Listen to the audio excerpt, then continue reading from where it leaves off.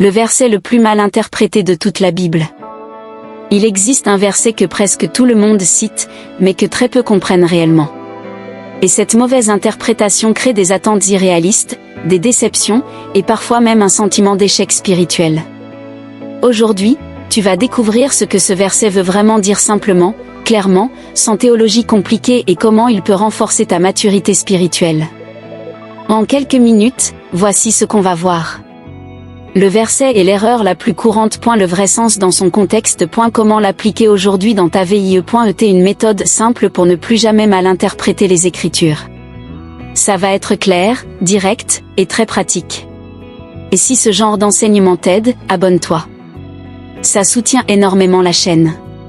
Enseignement 1. Le verset et l'erreur. Le verset, c'est Philippiens 4 verset 13, « Je puis tout par celui qui me fortifie ».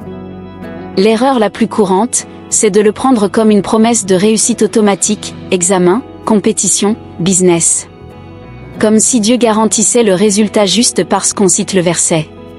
2. Le vrai sens dans le contexte. Mais Paul ne parlait pas de performance. Il parlait de résilience. Ce verset signifie « Je peux traverser l'abondance comme le manque, parce que Christ me donne la force intérieure ». Il l'a dit en prison, pas au sommet d'une victoire. 3. L'application aujourd'hui. Donc ce verset n'est pas là pour t'assurer que tout va réussir, mais pour t'assurer que tu peux tenir, avancer, et rester stable même quand tout va mal. Ce n'est pas « je vais avoir le job ». C'est « même si je ne l'ai pas, Christ me donne la force pour rester debout ». Voici ton exercice. Pendant 7 jours, choisis un défi que tu traverses. Et déclare ce verset dans son vrai sens. Je peux traverser cela, parce que Christ me fortifie. Chaque soir, note comment tu te sens.